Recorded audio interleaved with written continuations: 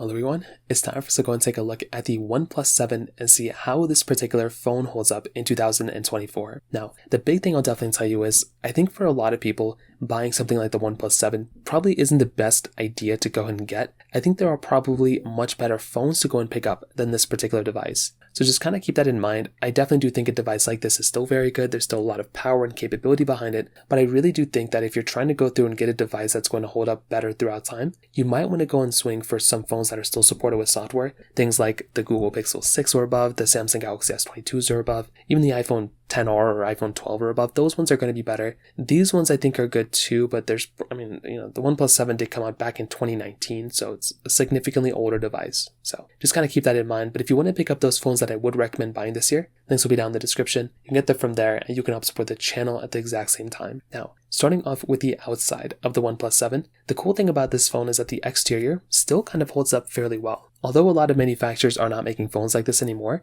it still looks like a fairly good premium device. You're getting a 6.41-inch optic AMOLED display on the front. It's 1080p and it's a good panel. It's basically just 60 Hz, which is kind of a problem for some people. Again, it's not the biggest deal in the world, but that is just kind of one thing going on for this particular phone. Now, on top of that, another big thing to keep in mind here is that with something like the OnePlus 7, this type of device is also just a very, very interesting phone when it comes down to it as well. And I definitely do think that with this type of device, it's just like a fairly basic phone. So with the OnePlus 7, this is one of those devices that I basically look at, and with the outside, it's just a fairly good looking phone for the most part. Like there's not anything super crazy going on here. Now you are getting a USB Type-C port for the most part too, which is very nice. And I do think for the most part there, it's a very, very nice looking phone, which is something that's very, very nice. You're getting a glass back too, which is still very cool. Like having that glass back is very nice. You're getting that dual camera setup as well, which again is very cool. And I definitely do think for the most part there, this is one of those phones that I look at and I'm very, very happy with the way this particular phone has held up from the body standpoint. They could have easily put like a plastic back on this phone or like a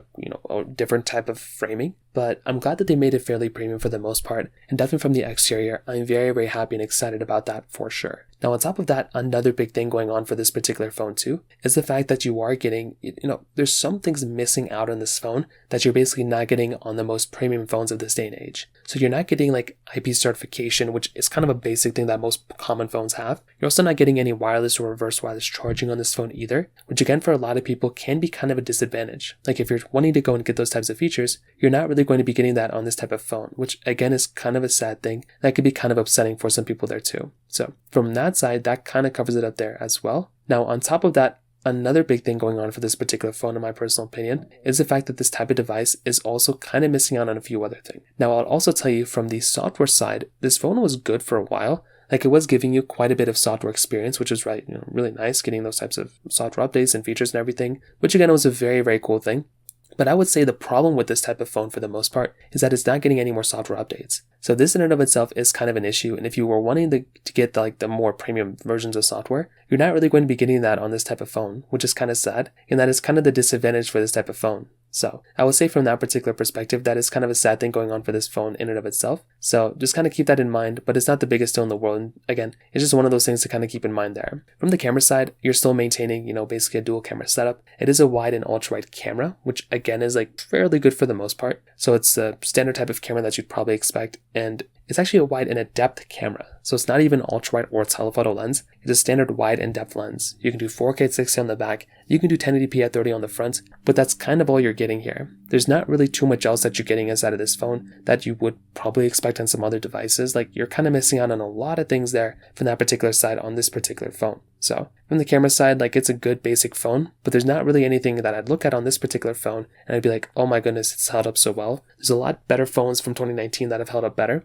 Even the OnePlus 7 Pro has held up way better than this, and the iPhone 11 Pro is, a little bit better as well. So that in and of itself is another very, very big thing to keep in mind there as well. Now on top of that, some other big things to keep in mind here too. I would definitely say that with something like the OnePlus 7, the software, like I said before, is not going to be lasting that much longer, and that is kind of the big issue going on for this particular phone. Like why would you want to go and buy this phone if you're already missing out from that particular software perspective? On top of that, I think another big thing to keep in mind is with the performance. You're basically getting that Qualcomm Snapdragon 855 chipset inside of this particular phone, which I think is nice. In some ways it does kind of hold up kind of well. But the problem, again, if there's more problems with this phone, the problem with this phone is that because that chipset is kind of older now, even the best of the best 2019 phones that had that, type of feature set with that chipset, it's not really holding up that well either. And once again, I wouldn't really want you to buy a phone like this. From a performance side, maybe it's okay and everything, but from the actual usability side on an everyday basis, I wouldn't really recommend people to go and use this phone anymore, because you are going to be kind of missing out on things from that particular perspective, from like a performance side. So overall, the OnePlus 7, I think in some ways, like, it's still an interesting phone in some ways. Like, I still think there's a lot of stuff to kind of keep in mind with this particular device, but I probably wouldn't recommend the average person to go and buy it anymore. Like I said, I think you're much better off purchasing phones that are still kind of supported with software. Things like the OnePlus,